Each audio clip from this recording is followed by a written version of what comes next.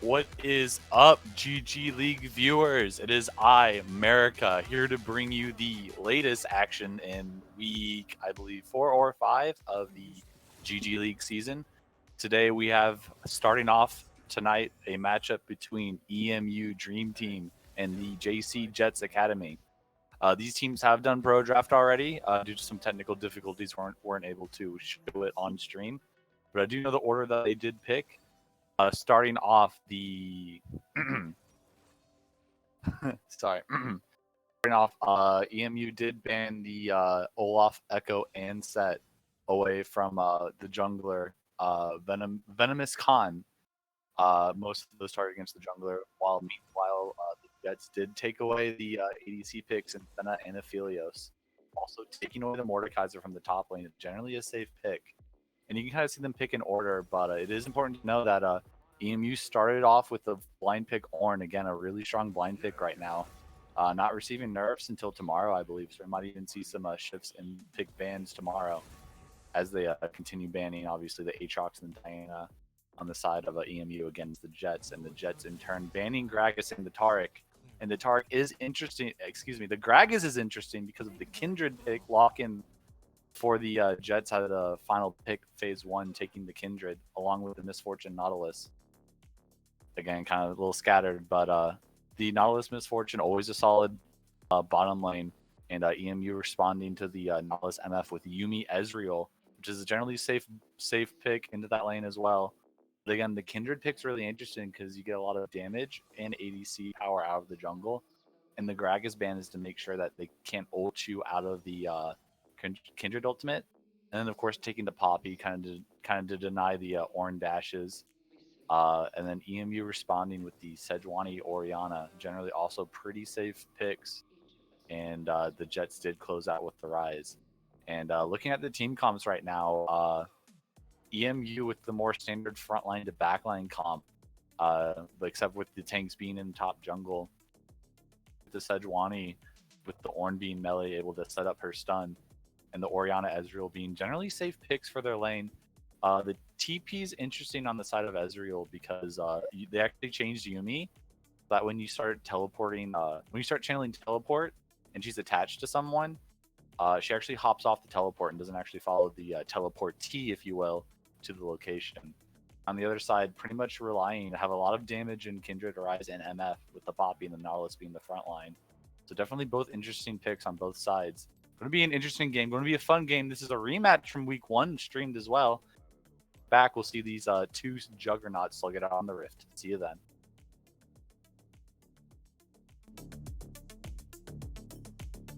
Is it a new world, or will it consume us all?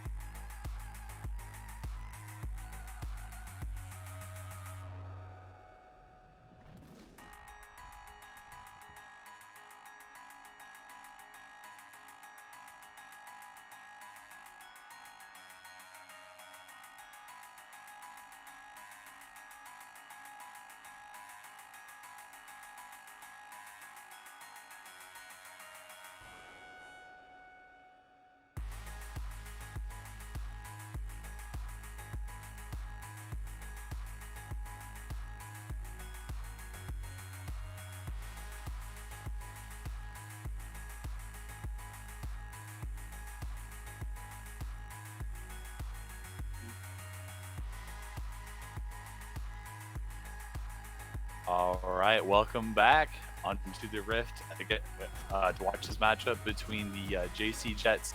I actually stand corrected. I believe this is the JC Jets Academy, JC Jets Academy. I apologize. It was the EMU was against the varsity team earlier this season.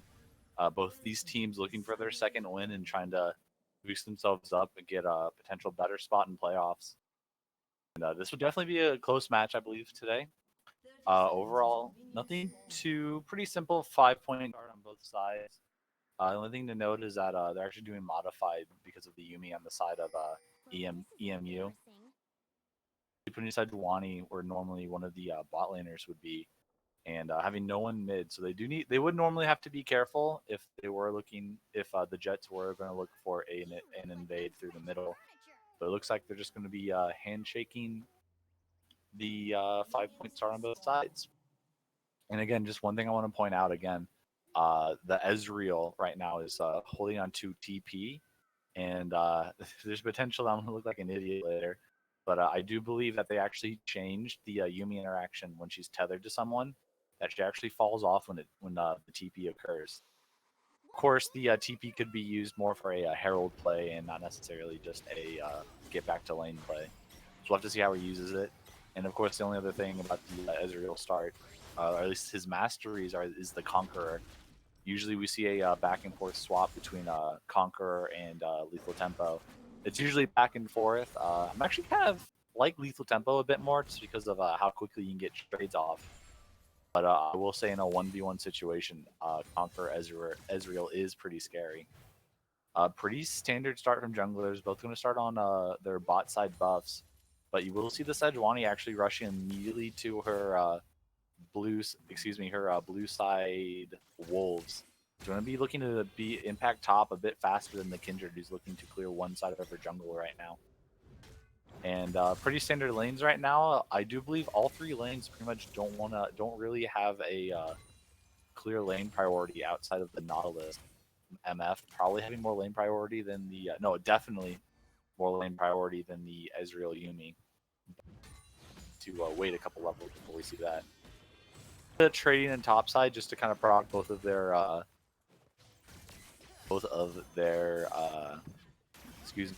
grasp of the Undying. Up real quick and get some procs off. Some pretty standard top lane stuff. The Rise looking to grabbing the Sapphire Crystal to get tier and stack it as quickly as he can. As we do see an invade potentially on the against the Kindred. Kindred looking more for a full clear and less of a impact in lanes, while Sejuani doesn't really have any more camps on her side since she skipped her red side jungle outside of the red buff.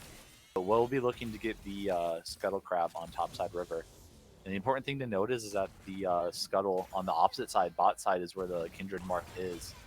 So Kindred's going to be going to have to pretty much reroute. And look, she's already kind of making her move towards the bot side Scuttle, saying we don't really want that Krugs on the top side of her last camp. Instead, going to be looking to take that Scuttle. Not necessarily sure Sejuani wants to take the trade right now, but Kalista, Kindred flashing. Must have been a misclick, and Sejuani looking to capitalize flashing as well, but not able to capitalize fast enough. I guess I'm not really sure what happened there. I guess the Kindred just kind of got nervous and fat fingered the flash. But either way, safe as we get an engage on bot side onto the Ezreal with the hook and the CC. But Sejuani's right here. I'm not sure they really want this as the Ignite comes out. But it looks like it's just going to be a back off my laners coming out from the Sejuani, and MF and Nautilus back off. Again, the MF Nautilus definitely has a lot more lane priority right now, but underestimate the Yumi poke. You can definitely get that Nautilus low. Early levels where the Nautilus shield is on high cooldowns. It's difficult for him to really shield all the poke right now. They'll get towards later levels, which he might not even reach because he might get a CC here. Gets the stun off. Is Ezra going to be able to convert this? It's forward, but the heal comes out. Oh, the Q and the first blood for Ezreal. It looked like he had an auto attack prep as well, getting the Q and the auto attack off to get that first blood right there. As more top lane trading for more grass proc. coming in clutch there. That was another thing I forgot to mention earlier, is that the Nautilus actually taking exhaust here. Maybe kind of a misplay not actually using it. The exhaust is more for damage reduction and MR and armor reduction. While it is kind of more of it can be considered somewhat of an offensive spell. Ignite's definitely more of a we're going to get a kill in lane option. As Sejuani's able to take Dragon, we're going to see a counter gank on the top side. See a Poppy Flash, going to look for the Eve. Ornn flashes too. Ornn really low, but not able to convert. That is the correct play there, since Sejuani does get bot side priority off of seeing Kindred off of her bot side jungle in the scuttle and the death on the bot lane. While Sejuani was taking Dragon along with the Yuumi heal, able to solo it, and Ezreal was able to back. Kindred looks for a gank topside. So that's pretty much normally what you want to look for whenever you're looking for a competitive 5s game. That if you know the junglers on one side of the map, usually the other team will be looking to have and play with their jungler on the other side. Of course, it's also important to track camps as well, because that's usually where the jungler will be. They want to go to where their camps are. As you can kind of see that Kindred's going to make her ganking top. She's pretty much clearing her camps from top to bot. Meanwhile, Sejuani kind of working on her camps as well. Taking a while, so not exactly, even though she's ahead in camps, due to just how long it took to take the dragon, since she was really the only damage source there, it's still going to be a while. Kind of a cooldown period after a lot of that action bot side. As we just see a lot of people farming up. Again, these lanes really don't, outside of top lane, don't really have too many kill options right now. Pre-6. Of course, as I say that, I realize the solo lanes are level 7. The Rise hasn't backed yet. Oh, well, say that he backs and grabs his tier. And again, everyone's just kind of looking towards scaling up. I'm looking at the gold right now. The Sejuani is up about 200 gold right now, along with the Orianna on the Rise, and of course the 500 gold with the CS lead and the first blood onto the Nautilus towards the Ezreal. Where that 1k gold lead is coming online for the side of EMU, excuse me. EMU Dream Team. The Dream Team looking to make some action here. Of course, Nautilus going in, but quick disengage.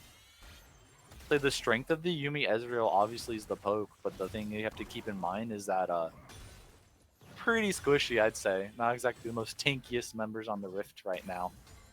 So they definitely need to be careful, especially with that Nautilus engage, especially around level 6. You can E away from the Nautilus hook. You can't really E away from the Nautilus ult.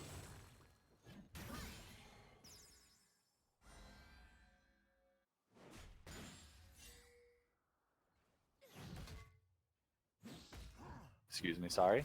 Again, just kind of some light trading as we get a stun, and the Sejuani comes up with the ultimate to turn the Poppy engage.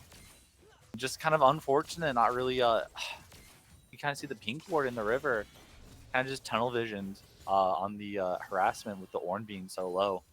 Fortunately, the Sejuani's there to not even necessarily counter ganked, but just to counter engage onto the Poppy. It's going to be 2-0 on the side of the Dream Team, but the Jets, but again, the Kindred trying to do something here, get some poke off, but not able to. As we go back to bot lane, some more farming. 2 tier users in this game, so again, they both are just kind of looking to farm up and scale right now. MF does have that impact in team fights with the ultimate, but again, the Ezreal not really feeling too threatened, I feel like, by anyone on the side of the Jets. Outside of the Nautilus engage, not really anyone else can really jump on him. So it's going to be kind of difficult for the Jets to keep this Ezreal down. But of course, potentially looking towards maybe the Orianna if they wanted to try to snowball lane at this point. Or of course, taking the Herald, as you can kind of see Kindred starting up that Herald right now.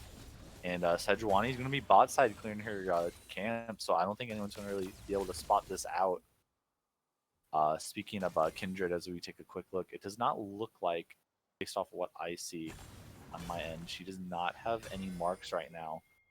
But of course, as I say that, the mark pops up on the scuttle on Herald's side. So she's going to go ahead and take that Herald and the first mark of the game.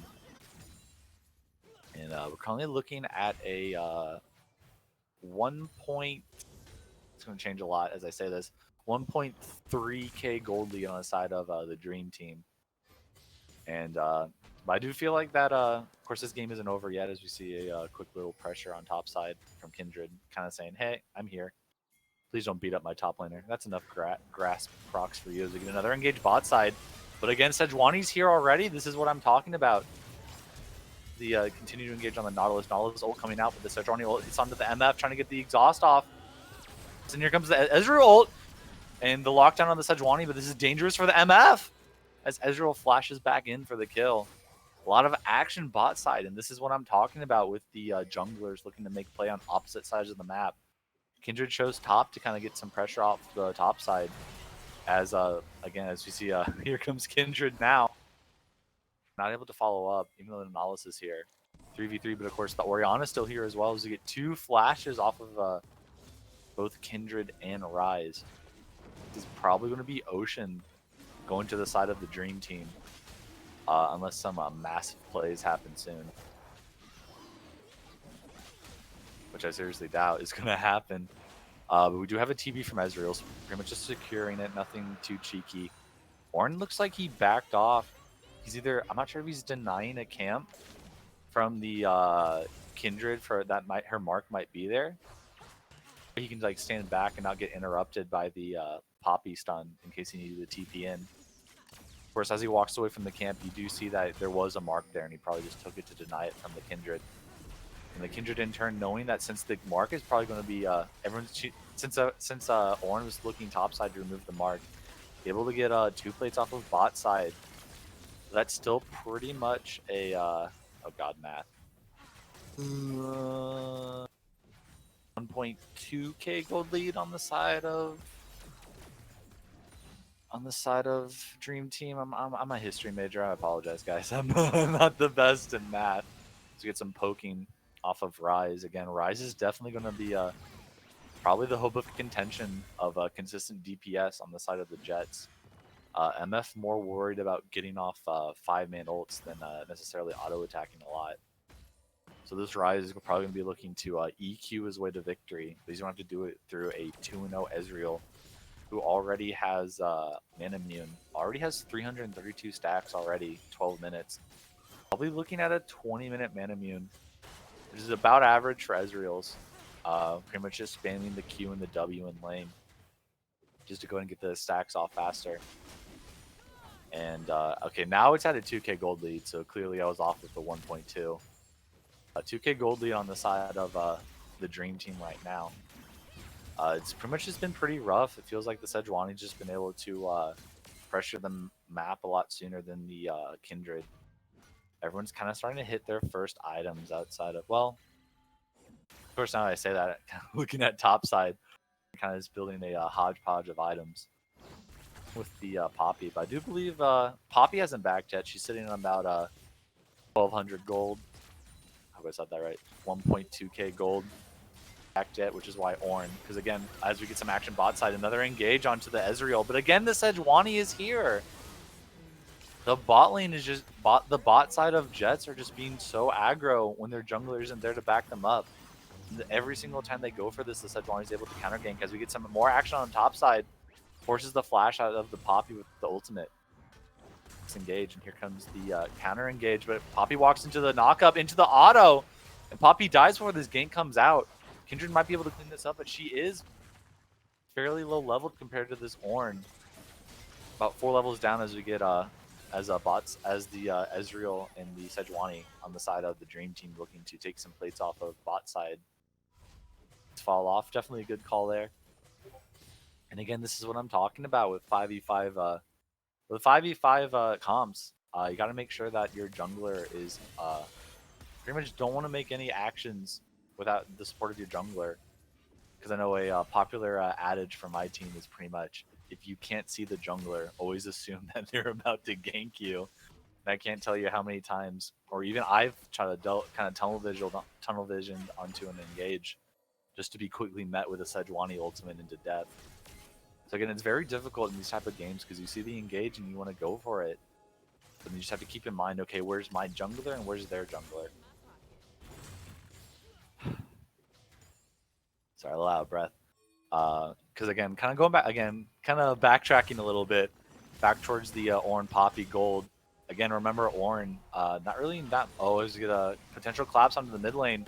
Oh, this is so bad. Not able to get the ultimate off for the Kindred. Rise looking to teleport out of there, and is able to get out of there.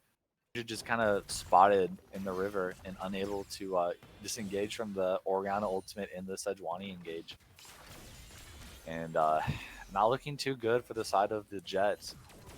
Kind of getting outpaced by the Sejuani right now. Both kind of like bot and top. Well, excuse me, the jungle. Excuse me. Kind of just all lanes are just kind of behind in CS right now, and it's kind of difficult for them to get back, especially with the Kindred kind of falling behind now and unable to convert some of these marks. Let's take a quick look, real quick. Still only has the one mark from the scuttle from earlier. As we get a dive on the bot side, and MF's going to go down, and the Nautilus might not be too long for this world. Gets heal comes out. Sejuani is tanking, but she should be able to get out of this scot-free. And the Yuumi heal comes in just in time. Good dive on the side of Dream Team. Just kind of an unfortunate dive as Kindred tries to show up to kind of make him back off, but she's pretty much alone against 3 as they get the flash off. And Mountain Drake's up now, the soul of the game. Probably going to go to the side of Dream Team, sitting on a 5.5k gold lead at 16 minutes. Definitely really strong right now. Kindred's pretty much just looking to steal. She doesn't really care if she gets out of this alive or not, as long as she gets the steal. Pops the ultimate to try to delay, but no one's on the dragon right now. So it's just going to be a free kill onto the side of Dream Team. And now it's pretty much just a dragon going over to the side of Dream Team. Right now, 9-0 in kills, up a turret right now. Potentially another turret after this. Did lose both heralds at this point right now, as Poppy just kind of, okay, you can go ahead and take the turret. You can go ahead and knock down my turret a little bit, but the plating's gone, dude, so I'm just going to go ahead and grab the herald. But small victories right now for the side of the Jets. Looking to kind of maybe just stabilize this game right now and get the Kindred and MF farmed up right now. And definitely denying the herald is definitely a big part of it. And you can and I definitely don't disagree with the attempt for the dragon steal. It was just kind of walked up too early, and dragon wasn't really low at that point. And they were just able to kind of engage on her and just pop her, even in her ultimate. Because again, remember, this Rise is down about only 9 CS though, and is stacking up the Rod of Ages and the tier. So he can definitely, if you're looking to wave clear, he's definitely the guy who can definitely do it. He's definitely the guy who can definitely do it. We just gotta get that stacking up right now. Looking some fighting mid. Might be looking at some connection issues. I'm not sure there. Rise kind of just eating some trading right now. Rise sitting under turret. You get some poking coming out from the side of Ezreal Yuumi. Again, Ezreal Yuumi, the thing to keep in mind is that in the early game, it's just able to kind of disengage and got the backup from the jungler.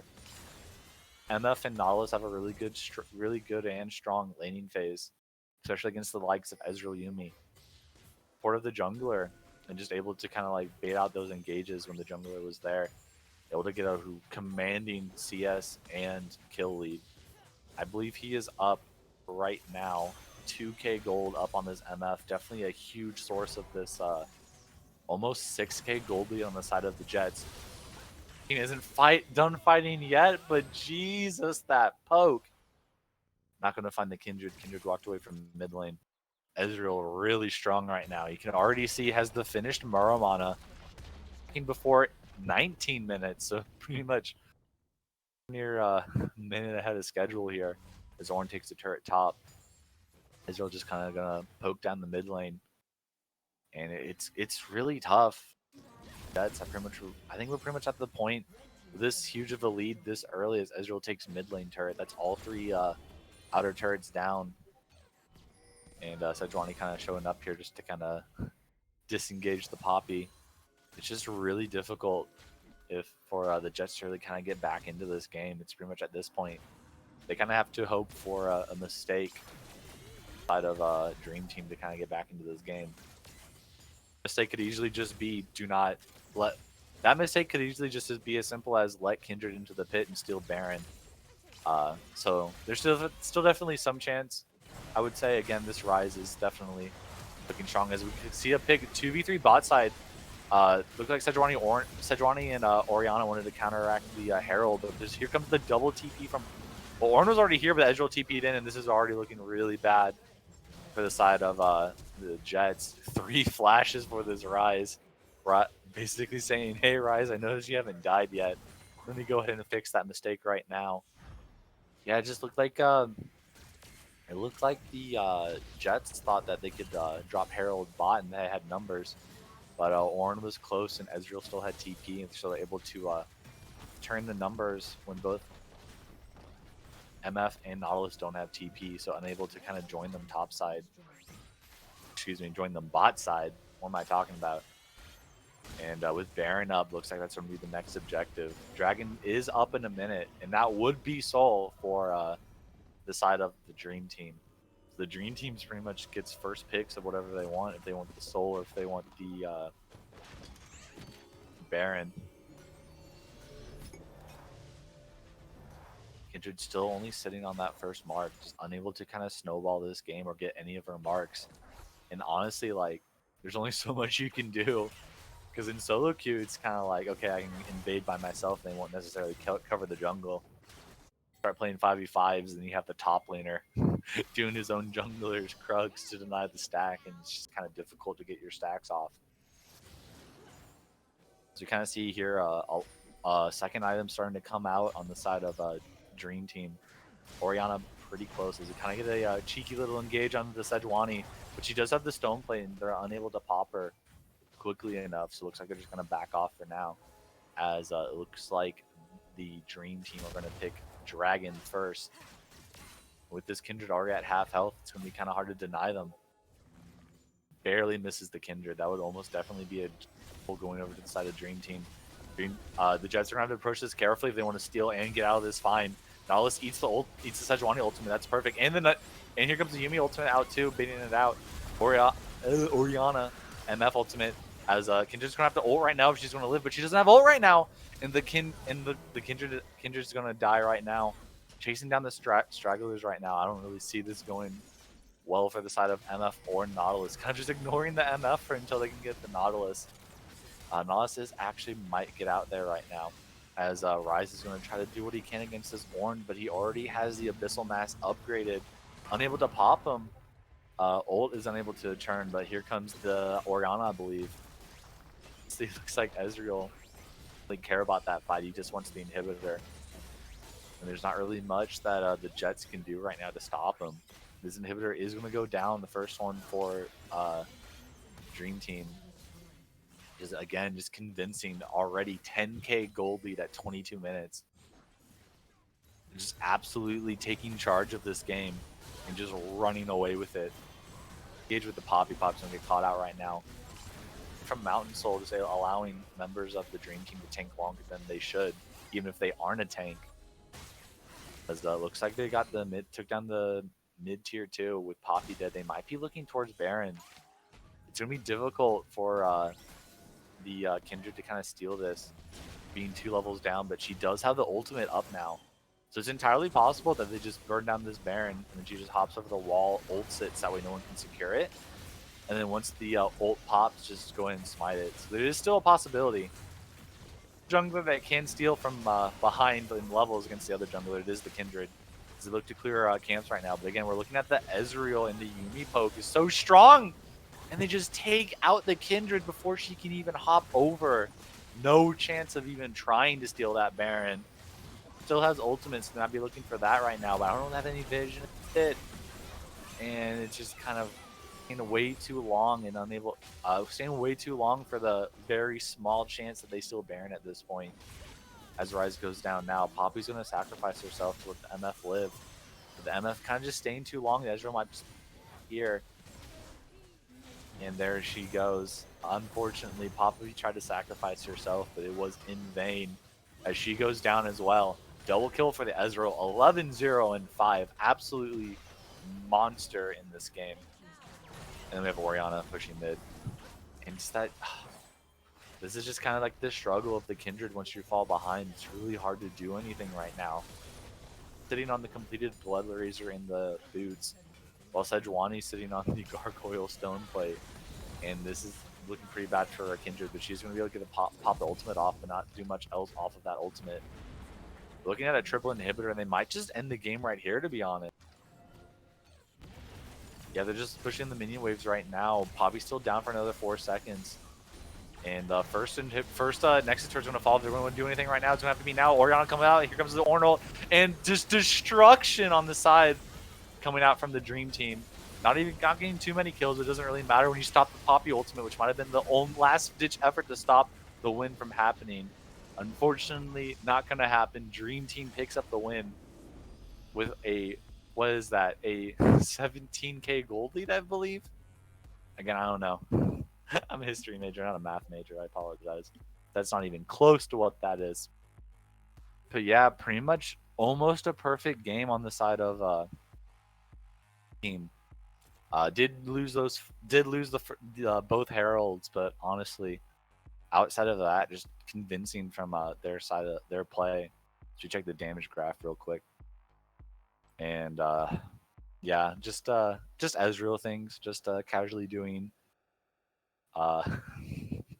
just casually doing like over 15k more damage than your own teammates. Again, I'm not a math major, so I don't want to say something dumb like 20k more damage, and that's clearly not the case. But again, pretty much the only person to go over 10k and hit 20k as well. But again, I have to give props to the Sejuani and just honestly able to kind of know where the action is going to be, and mostly bot side. Again, Ornn Poppy doesn't really have a kill threat. Same with Orianna Rise to an extent. Have the CC. Like, all 4 of those champions have the CC, but it's pretty much up to the junglers to kind of finish off that CC. But the Ezreal Yuumi versus MF Nautilus, definitely MF Nautilus looking to kind of engage on the champions. And Sejuani basically saying, all right, well, if you engage, I'm just going to be there, and we're going to make this a 3v2. I'm going to kill you.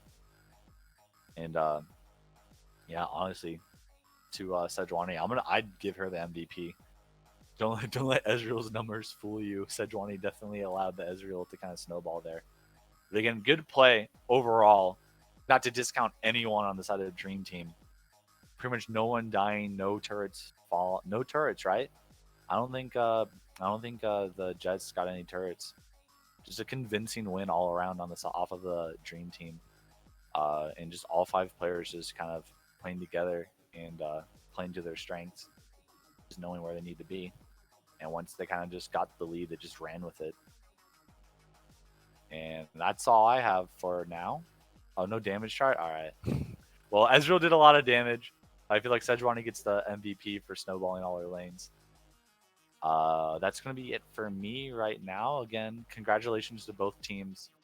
I believe that is Dream Team improving to 2-1, actually. Let me double check. Apologies. That's the EMU Dream Team improving to 2-1. Jets going 2-2.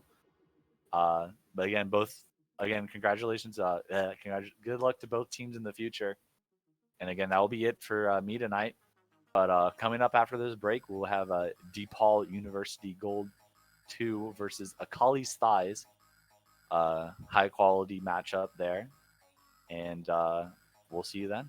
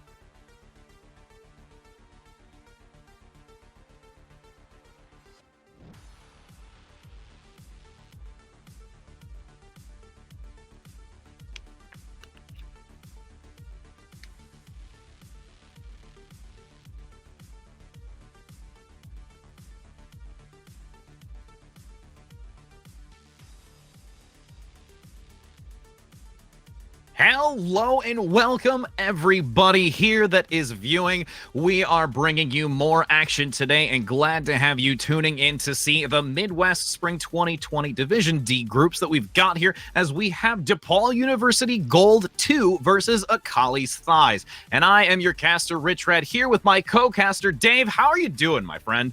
I'm feeling great, Rich. How are you doing? I'm doing fantastic, and we've got an interesting matchup between these two right now. A little bit homely, I feel, being in Illinois myself. I get to cast some of my local teams, which is looking forward to it. And we've already got some decent picks bans coming out here before the picks begin, with Akali's Thighs looking for their 6th ban in total right now, Dave. I gotta agree with that Set and Aphelios ban. I think they are just insanely powerful right now. And also the Zoe, I just don't want to see that in the hands of anybody. Zoe was officially nominated as the 5th most annoying champion in League of Legends on stream last weekend. So as I said, I don't even want to see it. I think Yasuo was up there too. Yeah, I was going to say Yasuo is up there. I mean, also the one thing to talk about as well is that with the recent patch notes that have happened, we already had Aphelios receive some nerfs coming through. And despite the nerfs, it's still one of those champions that when played excellently, it can just dominate so much, carrying into that mid and late game, really finding some pick potential. And, you know, to follow up, not only because like you were saying about the Zoe being the top of just nuisance, but also she can just be so slippery when it comes to a lot of team fighting. Yeah, and she just picks up random summoner spells, just runs around the map, so definitely it's something I don't like to see. And the Misfortune going to be picked up for DePaul University. It's a little bit hard to play Misfortune in the Yasuo. That actually might be a Yasuo bot. One of the things you can do on Yasuo is just throw up a win roll whenever Misfortune throws out her bullet time, so pretty effective. But still, Misfortune, one of the best ADC picks at the moment. And also the Zac, which I'm curious if we're going to be seeing that top lane. We have been seeing it a lot lately in pro play, and I've also seen it in solo queue myself. It's quite terrible to play against. He just hops on you and he gets all this health back from his blobs, and eventually he gets super tanky. And lately it's just been tank meta, just tanks everywhere. And speaking of that, we're going to see the Sejuani pick. Ooh, yeah, the Sejuani I think is just a really nice pick here, just because it's got a lot of the crowd control and hard engage potential that you can really shut down a lot of the mobility from the Misfortune, her passive that allows her to increase movement speed, the dive, and just constant, like you made that mention about Zac, being able to jump in to find an opportunity, getting that lockdown, shutting it down, making sure that there isn't an opportunity to follow through on that is going to be really critical here. And also, with those stuns coming through, it's going to allow Yasuo to really just maneuver through the opposing team here to try and find that backline Misfortune to really get a kill late in the game. Yeah, one thing I'm curious about, as I said, like, I'm wondering if we're going to see this Yasuo bot lane. It is pretty effective in the Morgan Misfortune.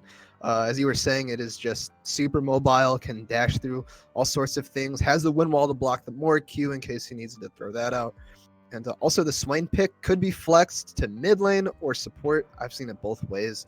So I think Akali Thighs currently has the upper hand in this draft with all of these flex options. And they're also going to ban out the Orianna and the Katarina, 2 more powerful mid picks. They're just banning out mid right now. Well, and I mean, right now there is such a huge focus as well, just because of that control mage. You've got Orianna that has a really great team fight potential. You can already see with the Morgana, with the Zac, being able to really get a lot of AoE damage. The Orianna has the opportunity to synergize well with the Zac, throwing that orb on top of Zac, diving in to get a massive pull into the center. It can be so detrimental if those types of combinations can come out. And with the Zac being shown, I guarantee you that what incentivized getting rid of this type of Orianna mid play. Yeah, and that's going to close out the bans. Let's see what this first pick is going to be. That's going to be the Urgot locked in. The big man up top.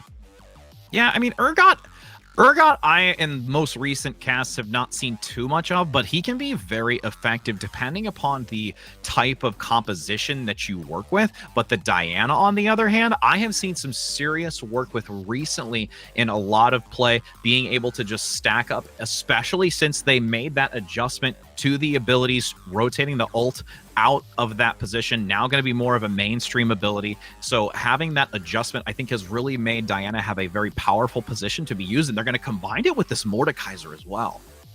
Yeah, DePaul University have this like very nasty team fight comp with also the Mordekaiser to pick off whoever is the strongest member on Akali's thighs.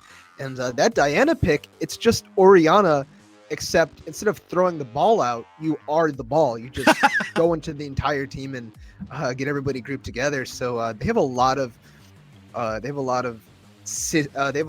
synergy on the side of DePaul University, but Akali thighs have a lot of pick potential, and that's actually going to be the Yasuo mid and the Jhin going in the bot lane. So overall, I think I like these comps a lot. I think they have a lot of potential, and I think it's just going to be whoever plays out fights better.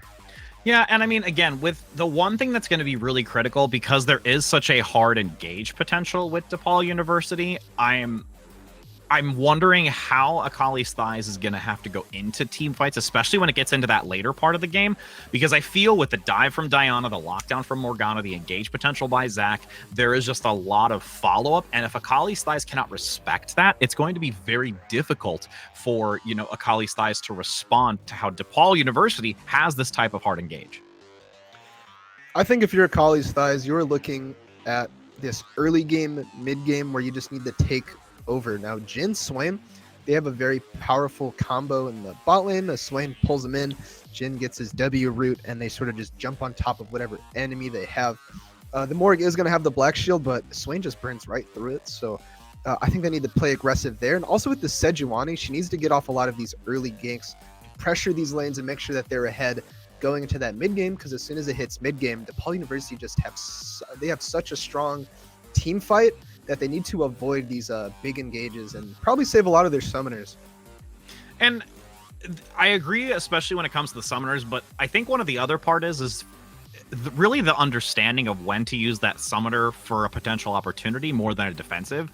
And, you know, looking at the two of these teams, there's a lot of opportunity, like we talked about, for a hard engage for DePaul, and I think that they can hold on to those types of summoners where they can use them later into a team fight. Whereas, you know, Akali's thighs, they have really the Sejuani to lead in and most likely going to fuel those potential fights, especially depending upon where they are in the map and really trying to maintain objectives. So again, I think it's really going to be a lot riding on the shoulders of the Sejuani, especially when it gets into like that mid to late game you were talking about, and how effective that jungler can be on an engage.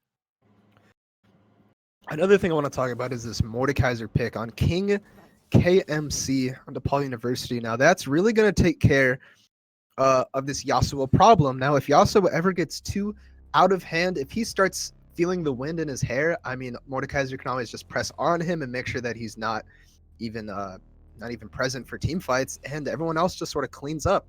So I can see it now. I see the Mordekaiser just ulting Yasuo, and then Miss Fortune no longer has to deal with that wind wall for her bullet time. And honestly, even if you're at a point in the game where you are at, let's say, a disadvantage as the Mordekaiser competing against the Yasuo, the fact that you can just remove them from the engage entirely to draw attention away from the fight as a whole to make it a 4v4, so you can adjust your focus, that in and of itself, regardless of you potentially being taken down into the Mordekaiser's death realm, it really gives an opportunity for the team to react effectively to get rid of those critical members like the Jhin, like the Swain, even the Urgot, to transition once Yasuo comes out of that potential realm to now start collapsing immediately after. Yeah, and with both these teams, I'm just looking forward to just aggressive play, because all of their picks just say, I want to fight, and I can't wait to see the gloves come off. I agree with you, and as we are getting ready to see these two teams again, DePaul University Gold 2 versus Akali's Thighs, we will see them go head-to-head here in just a moment, but we're going to go to a brief break before getting this match underway.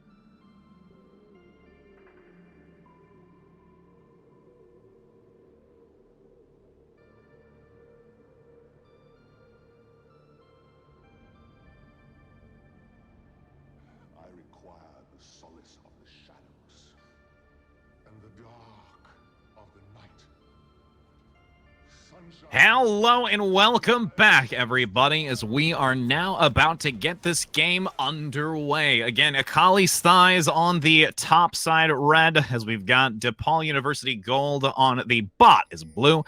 And as these two teams barrel out of these summonings, it's going to be interesting to see if we're going to look for a early level 1 gank potential with this entire team. Now, it looks like both teams are lining up for the 5-point start, which I do encourage. Looking at these team comps, looks like they don't really have the best engage. I'd say the best chance that we have is a DePaul University with the Morgue. Throw a Q out. Some nice vision on the bot tri-bush there, trying to see if they can get some early vision. They know the Morgana is there. They've recognized that the ward is going to be placed. But yeah, like you said, that 5-point start really just securing and making sure that nobody's going to try and counter jungle, split the map in half. We sometimes seen that. We've seen it in the LCS. We've seen it in LCE where we've got that transition. Let's say, you know, Akali's thighs take blue first, rotate down to the bottom half of the map, claiming red, and essentially just mirror down the center. So it's not going to happen here, though, between these two, as the junglers are about to get it underway here. Yeah, they are definitely not going to split the map, but I do like it when the jungler isn't caught on a ward. Like, the enemy team just doesn't know where your jungler is, and that allows for so many more opportunities to find these early ganks and get an early lead. So it looks like there aren't really any wards that could spot out her snow on Akali's thighs, but there is a ward on blue. Well, actually, there isn't a ward on... I was looking at the wrong thing. Yeah, the junglers are just completely in the shadows right now and can pounce at any time. And as you see, bot lane now start to group towards the bottom. Started to get some early advanced kills here on the front side. A lot of poke going to come out, though, by Figgleton to try and keep that team back, where Morgana has a lot of mitigation to this with that shield, making sure that to prevent that incoming damage and that ability power from the bot lane from Swain. And I'm just interested to see, once you have Sejuani and Zach rotate to that top part of the map, how much focus is going to be towards that Urgot Mordekaiser lane, and who might be able to get the early advantage on the first kill. Now, usually I would favor Urgot in these early levels. He just has so much damage with his W, and also those shotgun knees just start to really pile up after a while. But once Mord gets some more levels, he just gets a lot more sustain than Urgot. So I don't really see any of them being soloed out early. I think they both have pretty good sustain. So as you were saying, I do think they need some jungler assistance to really get anything locked down. And, you know, as you can take a look at the jungle camps, you do see that Zach, for the side of DePaul University, Swifty is slightly ahead in the clear. And just really at this point now going to start looking to transition, potentially going to get those scuttles. You've got her Snow actually going to look to get it first here. The timer just about to come up and might actually look for a gank here in this top lane. Yeah, and Mordekaiser is going for the ward too, so going to spot Sejuani, but not quite enough. Urgot's going to find the flip. Here's Sejuani with the gank. And that follow-up is a lot of damage, getting King low. The stun going to come through. That's going to be just enough for first blood and allowing it to go towards Sharp Skull on this Urgot to fuel that momentum and draw a lot of power into this lane. Also going to spot Zach out on the scuttle, going to follow. Zach's going to find the knockup, but it's a 2-on-2 right now. Do they want to take this? The collapse comes in. You've got the dive from the Diana. The stun's going to be immediately to follow up. The ignite is there as well to get the extra damage. No ability to follow up here. Swifty didn't have the opportunity to lock down that enemy team. And to be honest, this is what I was talking about this with the Sejuani having that stun potential. Yeah, and she just comes out of the shadows. They didn't know where they're coming from, so we're going to find a little bit of a pull. Nothing too serious coming in. And yeah, Sejuani just found the gank. Mordekaiser didn't spot her until it was too late, and gonna find the kill. Mordekaiser still has the TP and flash though, so still in it, but that's going to be a 2-0 going in favor of Akali's thighs, and they've just found some big advantages. And there's also just a lot of advantage for Akali's thighs on the bot lane too. There is so much poke and range going into this Morgana and Misfortune that it's being difficult for the Misfortune to try and look for an engage opportunity. Still has a lot of good CS control right now, managing to stick with Jhin, but just the damage from Swain consistently landing it despite that barrier coming out from Oreo, it's just not enough. Now, one thing I do want to point out is that this Morgana opted in for the Guardian Keystone. Now, I typically don't see that. I do play a lot of Morgana, usually opt for the Aerie or the Comet, but this Guardian is going to offer a lot of support tools for the Misfortune. So sure, you can take a Jin Q occasionally, or you can take a full combo from Swain and you won't get too low. So I think it's pretty nice. I think late game it doesn't do quite as much, so they're going to lose a lot of that extra damage in the lane, but I think safety is probably #1 priority. Yeah, and when you want to go with a build like that, taking that more cautious play, you really just want to be more survival. And at this point, you made a comment earlier too as well about how having that, late game potential in survival. The early game, I think DePaul University would rather play it safe and look for a harder engage later, whereas it's now helping against Akali's thighs because of this damage output from Swain and Jin. Yeah, I would have to agree with you there. I think DePaul University need to play it safe, but gonna find the root. Not gonna find the stun. That Black Shield put in a lot of work. Yeah, honestly, the timing on that has been impeccable. It's happened twice now where there's been a ton of mitigation of damage from Oreo, allowing that timing to be perfect when the Swain was just unloading damage. And honestly, that's really what's keeping this Misfortune in the bot lane able to stick close with this CS. Yeah, just pretty good laning coming out from both sides. They know their strengths are playing into it too, but we see Sejuani in the bush with the pink. DePaul University are just oblivious to this play. They could find another cheesy kill in the bot lane. And honestly, if these few minions go down, it's an opportunity for that dash forward.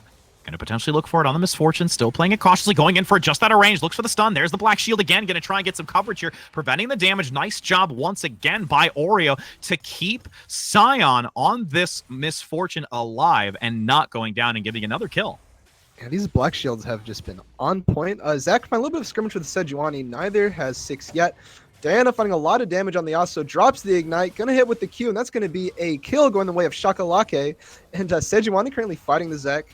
The TP is gonna come out from King KMC, and they are gonna bully them off the Scuttle and Dragon. That's one of those nice things about Diana when you're like, all right, you're going to throw the wind wall at me. Well, I'm just going to curve my ability completely around you entirely and be able to get the follow-up damage, which now starts to help that mid lane. You've got this Dragon, like you said, going to get it quickly. The first objective. Now, the question is, will there be a follow-up shortly after, as in about 35 seconds? We are going to have the Rift Herald, but this is still a nice buff. That Dragon giving you an extra 10% in cooldown reduction, which allows a lot of utility going into this mid game that's going to be happening in a few moments as these items start to be completed. Yeah, Shakalake definitely had the protractor on screen, calculated that arc, and just went straight past the Yasuo wind wall and found the 1v1 trade, which ultimately won them that Scuttle fight because they had the advantage. They didn't have the Yasuo anymore. So big win for DePaul University, but Urgot has just been left completely unattended in this top lane, has found he found 2 plates. That's going to be an extra 240 gold in his pocket, and he's looking pretty strong right now. Currently, I believe, looking for the Black Cleaver.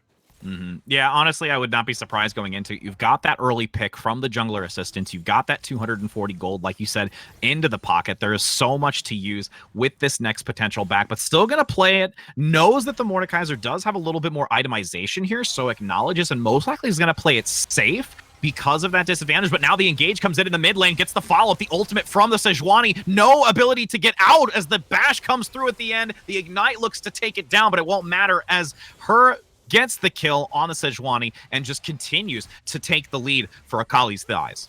Yeah, Akali's thighs beautifully chained those ultimates together and just took down Diana with no problem. I mean, that was like 3 seconds of CC. I don't think there's any possible way you get out of that unless Morg was just sitting mid for some reason.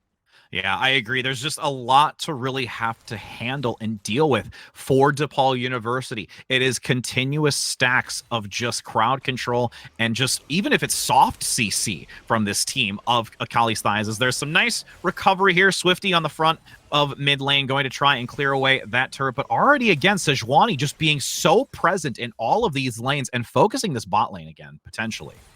Yeah, that's one of the things I did point out in Champ Select. I wanted to see Akali's thighs play this early game very aggressive. They need to get these early leads before ultimately DePaul University start stacking up into that late game. They start getting some items onto their carries. They have this really insane team fight engage that Akali's thighs really can't combat as well.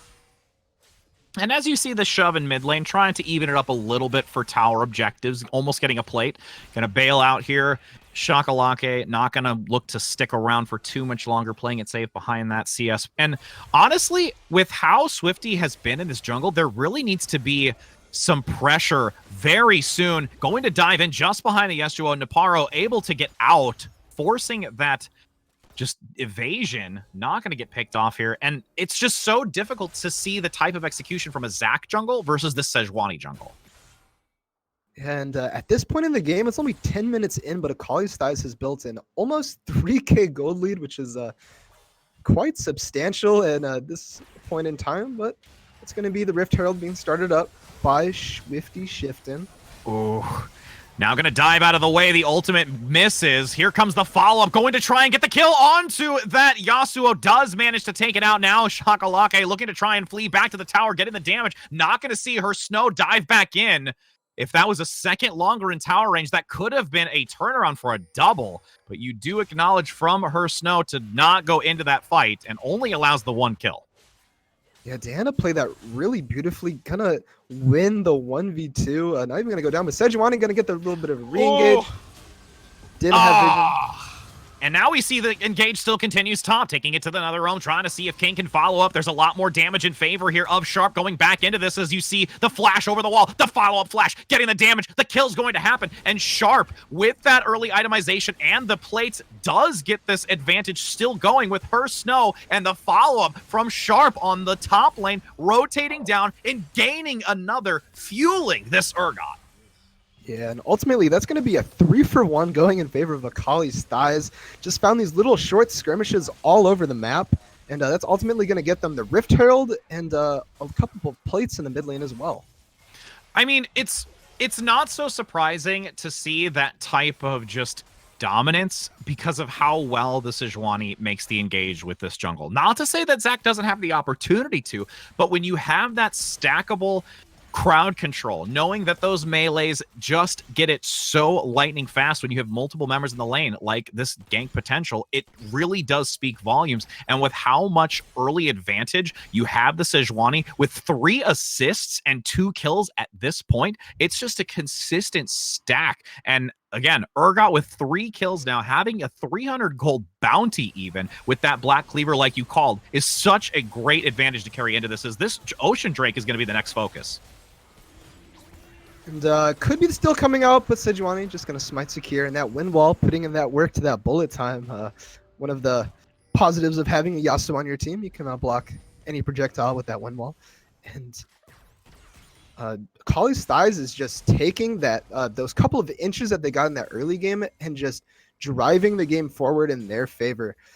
They've picked up the dragon. They've gotten all these little skirmishes and found wins through that. But Sejuani ult not going to land. But here's Urgot. Oh, Looking at some rough times here. 3-1. Zac comes in with the ultimate to try and give some assistance to Shakalake in the middle, but it's going to be too little too late here. And this rotation is going to allow that Rift Herald to be summoned and start to whittle down these last few plates. And again, it's such a great usage because it doesn't have to worry about that armor bonus over time. So this Rift Herald is going to get a almost 100% clear on that tower health as the fight still continues, and Shifty has to flash out of this. Yeah, and that's going to be the turret going down, first turret going in favor of Akali's Thighs. They had the Rift Herald. They had the minion wave coming in too. So I think that was a really good Herald drop placement from Sharp Skull Killer. He knew the plates were going down soon, so he's going to find extra gold in the pockets of 3 members on the team. So I think that was pretty well coordinated. I think they had a plan in mind and they executed it very well. And the hardest part was King could not capitalize on that 3-man middle lane and take down any of the turrets because of how well Sharp shoved the minion score all the way towards the tower. King just had to play recovery at that point and really couldn't rotate down. But in the bot lane, you're going to see this follow-up all alone. No assistance from the support does come out, body blocking this ultimate to survive. Hopefully just going to be able to get that damage, but will not happen. That's a trusty Oreo support right there.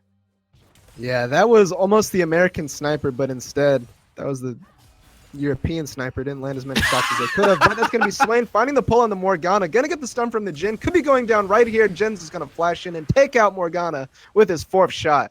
And honestly, again, I think that was just a little bit too much aggression, passing your turret, moving around that side environmental wall, just getting caught out and just feeling that you're comfortable with this potential engage and poke.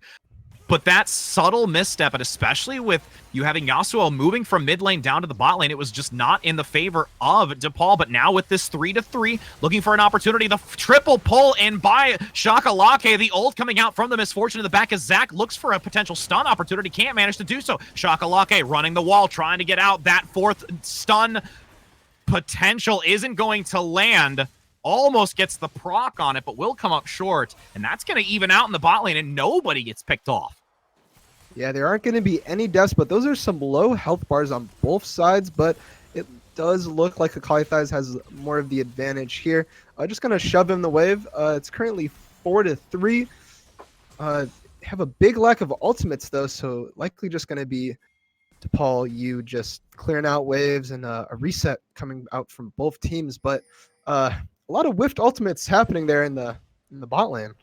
Yeah, amongst all the chaos, it was definitely difficult to see executions and just great follow-up on these ultimates being used. All the while, you still have that top lane, though, going head-to-head still in favor of Sharp Skull at the moment, trying to force back that tower, hoping to whittle down the remaining of the plates. But again, you don't have any more since it did drop at 14 minutes, so the turret is the only thing remaining. As Sion, after all of that, with the 4-3 potential in the fight, now starts to get some damage onto this turret.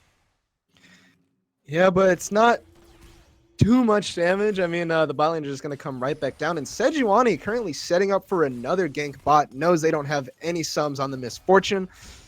Does have the ultimate almost ready, going to force a flash out of Morgana. They're just collapsing on this MF. Things are looking grim. Yeah, the dive comes in, and the separation between the two was not favorable for DePaul, and you just couldn't see Oreo stick close. That would have been 2 kills most likely if Oriana sticked close, or correction, Oreo would have stuck close. And you got the rotation again from mid lane, but you still have Yasuo just free farming in mid, looking to get this second turret.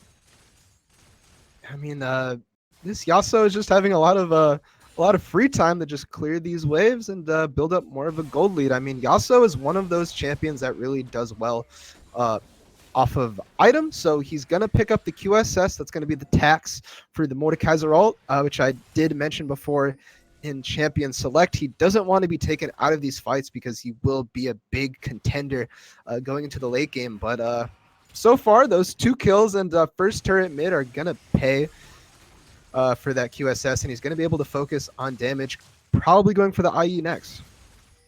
As you see a transition into this mid game, you've got the next dragon up, starting to be taken out by Akali's thighs. Already at about half health, looking to execute it quickly. That bullet time in the back will not be able to do enough. You've got the dive coming in from Zach as well. Can't get a decent stun off. Will at least manage the pull, but Diana getting super low. An even exchange 1-for-1 as King comes in from the teleport, trying to get that damage in the back line. The AoE is significant, whittling down the health values as the Urgot from Sharp continues to follow through, taking it into the realm, flashing over to try and mitigate the damage as the pull comes through. The ultimate gets the execution onto the Mord, looking for the double, wants the triple, flashes forward with the shield as Azania's coming out here by Oreo, but it's not going to be enough. The triple kill by Sion for this Misfortune follows through, and this is why Misfortune is such a huge pick in the ADC realm.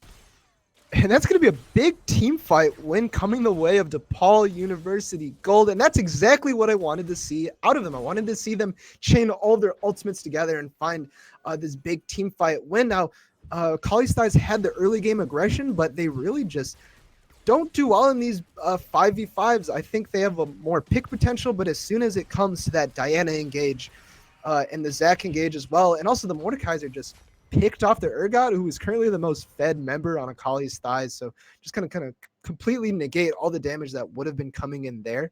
So well played to DePaul University. And again, you're also talking about that shutdown gold as well from Urgot. That is going to be a huge benefit to the Misfortune, picking up 3 in total here. It gets a ton of itemization moving into this. Already had the Essence, managing to get the BF sword along with the pickaxe. So that's a huge boost in AD, and it's really going to help cause a lot more harass potential from that Misfortune. Yeah, that one fight turned that 5k gold lead on Akali's thighs to roughly 2k or 4k. So just small victories going their way. They're going to be finding more gold, which is nice. I think DePaul University still have a really good chance of winning this game. They just need to keep finding more fights like that they had at Dragon. Yeah, Shakalaka looked for a potential dive. There was a great opportunity, but again, the wards have been in Akali's favor. Just superior placement and constant coverage. You don't have enough sweepers for DePaul to really do much, as King now is going to get taken advantage of on the high ground. Gets the flip, now going to take that damage, instantly taken down from Sharp Skull. And really, at this point, Sharp Skull is just outpacing King this far into the game with these 5 kills. It is just going to be so difficult for Mordekaiser King to really handle anything in this top lane, while meanwhile, middle tries to take what they can. Yeah, DePaul University answering Brett quite well and just taking out the tier 1 mid lane, which I would favor over a tier 1 top any day. I think breaking open the map is really important for DePaul University if they're going to be looking for these fights. That just opens up so many more opportunities for them. Now a lot of pressure still on the top lane. No Mordekaiser there yet to try and harass back. You have the rotation from middle. Shakalake now no longer in the middle, allows this engage to happen on Ghana, caught out, will be taken down by the Swain support play as Swifty goes in deep, far too much with that engagement, forces the flash, and it doesn't matter. Her Snow gets the kill and keeps the damage flowing with that red buff despite the flash out. Yeah, Oreo just gets split open into 2. Really nothing you could do there. That Yasuo knockup's just too strong. It looks like the same fate is going to be happening. The King KMC not even going to last a second. Bullet time going to be blocked by the Yasuo wind wall, and there is just nothing DePaul University can do here. Just being picked off one by one. And here's another one. It's honestly this consistent stacking of permafrost from the Sejuani that literally allows every fight to go in their favor once the stun comes through. That it's always been that way in this fight, with now the ultimate coming out by Swifty, trying to see if there's a chance to really just mitigate some of this damage and crown control in the back line, splitting the team, but it's not going to matter. His Rain on the front just dealing so much damage on this Jhin to try and force the team back, trying to hug near this tower for DePaul University, and just having such a difficult time. All the while, Urgot, Sharp in the top lane, is taking down this tower. Ooh. That's going to be a pick coming out from Sharp Skull Killer. Had the ultimate, going to take down the big blob himself. Have a little bit of skirmish, and that's going to be Morgana picking up the kill on Sharp Skull, but he's going to find 2 before that even happens. Yeah, and the ultimate being forced out a lot going into this. The 3 pull in the center, lots of damage boosted in the back. The stun comes through to at least try to mitigate some of it as his Rain has to bail out of here. Can't manage to survive. This Sejuani doing everything possible to keep that backline support alive. Manages to do so, but it's sacrifice of their life. Another kill going in favor of Sion, and if this continues to funnel towards this misfortune, it is really going to potentially start transitioning as we go into this late game. Yeah, Akali's thighs are really just overextending there, biting off more than they can chew, and that's probably going to translate into a dragon going in their favor. Hopefully they start pathing over that right now. We do see Yasuo currently defending, currently a one-man army against these members, currently heading for it. They have the Scuttle Crab. They are going to have vision. Members are going to be respawning on the side of Akali's thighs, but Yasuo, pretty strong at the moment, going to throw up the wind wall preemptively. Gonna have the tornado, gonna find 2 knockup, gonna find last breath onto Misfortune, gonna take her down. It's an even 1-for-1 exchange. It's still not terrible, but you've got the rest of Akali's thighs starting to look for this engage opportunity, going towards the Dragon, wanting to get the pick in the backside, manages to throw back King. Dragon still goes in favor of DePaul, but this is not a favorable fight. Sharp is going to force out the flash from King to go over the wall to survive this. You have the kill onto Swifty. A dive back in by Shakalake. The ultimate comes through. Will not be able to survive for much longer as the Zonias runs dry. A dive back in by Akali's thighs, despite the loss of a Dragon, has an opportunity with a team number advantage to transition towards this Baron. And Akali's thighs, Shakalake is stuck between a rock and a hard place and decides to risk it all, but just jumping in, popping his Zonias in the ultimate. Not really going to find anything, and that's likely going to be a Baron going to Akali's thighs. Not really gonna find Getting this anything decent else. damage. Nobody can really contest this at this point from DePaul. You don't have the jungler up for the smite steal. And at this point, you have to be DePaul saying, we allow this to be taken. We might look for a potential pick if there's enough low health values here. But because her Snow, along with Sharp, have such a high health value on this front line, it's not going to matter. Smite's going to regen. And this now is DePaul having to play hyper defensive and really just witstand the storm. And this now is DePaul. With this Baron play, they're probably gonna be looking for these inhibs. They're gonna probably break open the base. At least that's what I hope they're gonna do. I think their best option is to just do a 1-3-1. Send Urgot top, send Yasuo bottom, and send Sejuani, Jhin, and Swain mid lane. And with that, they're gonna be pretty much uncontested. This Urgot currently 9-2-1. With 3 items right now, no one's really gonna have an easy time taking him down. And the Yasuo also sitting on that Infinity Edge. Essence Reaver, Spike, also not going to be taken down so easily. And if you just send 3 people mid with the Sejuani, she is just so tanky right now. Has the Deadmans and the Warmogs and also the jungle item stacked up. So that's what I'm hoping to see. It's not exactly what's happening right now, but that would probably be the most optimal play.